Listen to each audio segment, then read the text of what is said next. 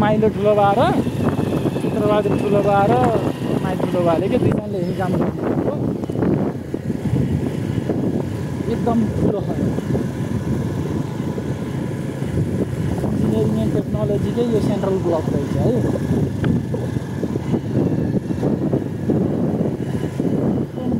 ठुलो एरियामा छ यो आचार्य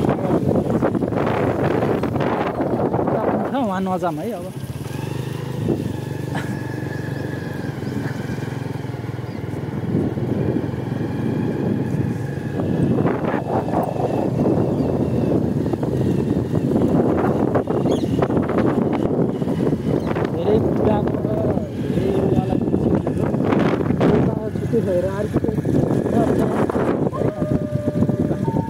आर्किटेक्चर प्लानिङको छ अनि सारा गरे यता पनि एउटा उयो छ अनि लास्टतिर चाहिँ अब हस्टेल बिल्डिङ भयो यता office of the principal university of college of arts र लको है यो चाहिँ आर्ट्स एन्ड लको बिल्डिङ यो न्यानो टेक्नोलोजी डिपार्टमेन्ट अफ न्यानो टेक्नोलोजी हिन्दीमा पनि हुन्छ यहाँ चाहिँ है हिन्दी भवनहरू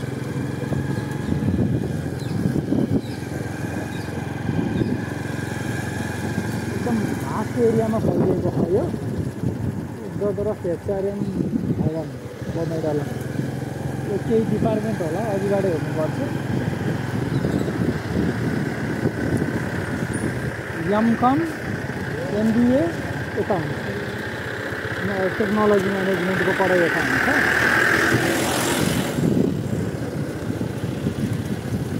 र यो समथिङ डिपार्टमेन्टको यता चाहिँ मैले नाम दिन्छु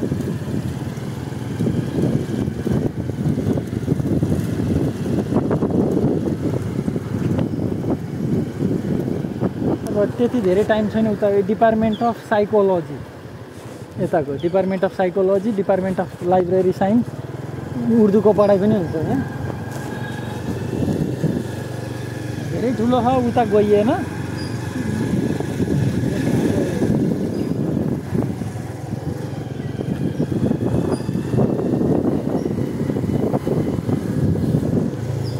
यहाँ पनि सेक्सनहरू भएका छन् अम्बेडकरको मेमोरियल सेन्ट्रल लाइब्रेरी यो सबै चाहिँ लाइब्रेरी पर्छ यहाँ आज उसको भिजिटिङ उयोहरू आउनुभएको त्यसले गर्दाखेरि कति ठाउँ रोकिएको इन्टरनेसनल स्टुडेन्ट्स यहाँ विदेशबाट आउँछ नेपालीहरू पनि छन् नेपालीहरू पनि पढ्नुहुन्छ यो चाहिँ international legal education and research school of legal education र रिसर्चको चाहिँ हो अब उहाँ धेरै अगाडि छ भने चाहिँ धेरै अगाडि नजाउँ है अगाडि चाहिँ फिजिकल एक्टिभिटीको लागि उयोहरू हो अनि यता भित्रतिर बस्नु यता उति प्लेग्राउन्ड भइहाल्यो त्यो उता यो रुखहरूको त त्यो सबै प्लेग्राउन्ड भयो है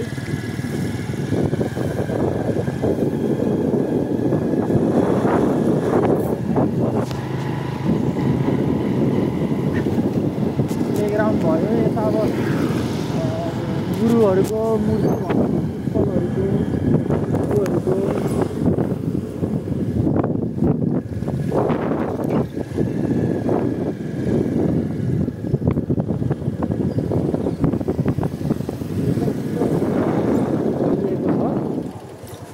त्यही भएर अब सबै घुम्न आज सम्भव छैन किनभने आज गुरुहरूको भिजिटिङ पनि रहेछ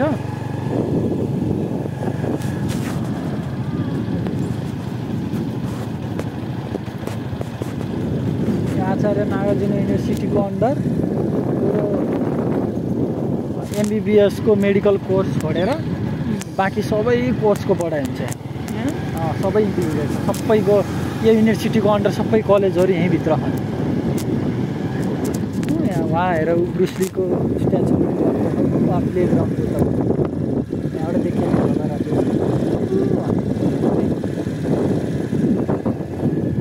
यता पनि समथिङ के एजुकेसनको पढाइ हुन्छ त्योभित्र अब हामी अहिले बसिएन उता खालको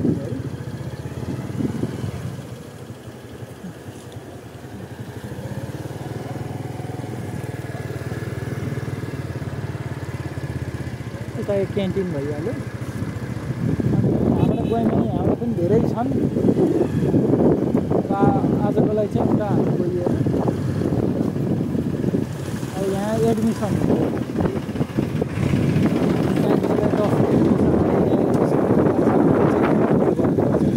मेन स्टुडेन्टको सेन्टर चाहिँ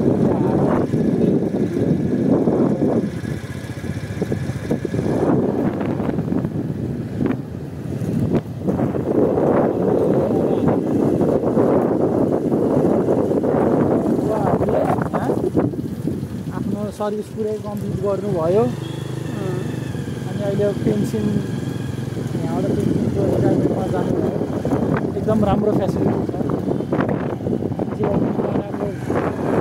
60,000 70,000 बेसिक पेन्सन हुन्छ क्या यता चाहिँ यो चाहिँ पेन्सनहरूको एसोसिएसन हो जो रिटायर भएको बुढाबाहरू सबै हुनुहुन्छ उहाँहरूको बिल्डिङ हो क्या यो आएर आफ्नो एसोसिएसन अब आफू रिटायर भए पनि आएर यहाँ आएर बस्नु हामीलाई यो फेसिलिटी पुगेन यो गरिदिनु भनेर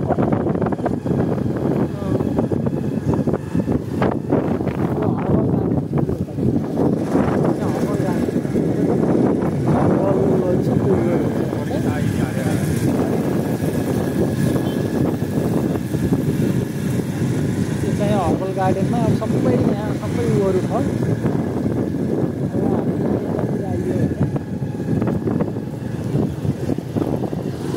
यो वुमेन एजुकेसनको सेन्टर हो क्या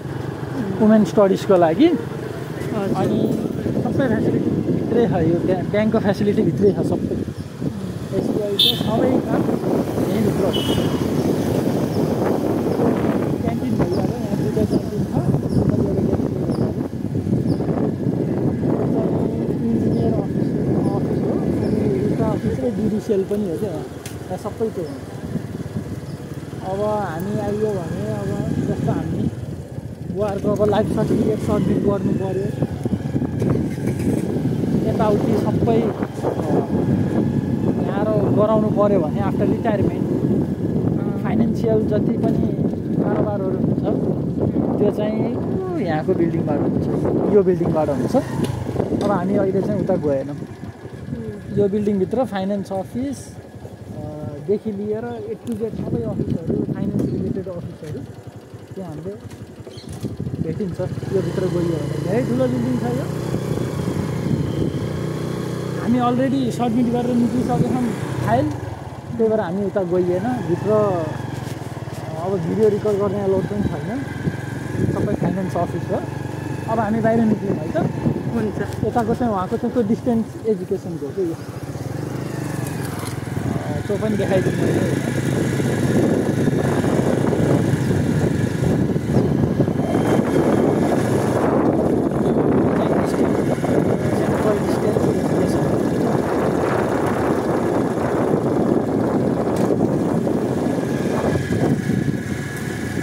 एकदम ठुलो एरियामा छ यताबाट घुमेर गए पनि बाटो छ 3टा त गेट मात्र छ यो एकदम ठुलो एरियामा फैलिएको छ अब हामीले आधा पनि हेरिएन आज होइन हजुर किनभने उता गुरु आउनु भयो रहेछ अब उता ब्लकमा चाहिँ अब हामीले गएर डिस्टर्ब गरिदिनु हुन्न किनभने सारा नागार्जुन युनिभर्सिटी हो गुरुहरू आएर गुरुहरूको भिजिटिङमा हामीले गएर डिस्टर्ब गरिदिनु हुँदैन यही हो त्यति बेला बुवाहरू केमा आएर जोइन गर्नुभयो मान्छेहरूले केमा गर्नुभयो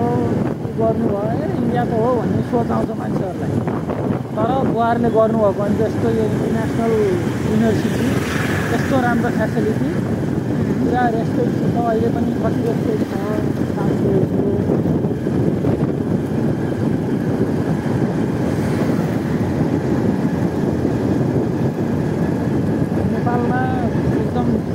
प्राइमा भए पनि त्यति फेसिलिटी छैन तर बुवाहरूले फेसिलिटी प्रयोग गरेर यो चाहिँ अब मेन गेट भइहाल्यो यो मेन गेट हो कि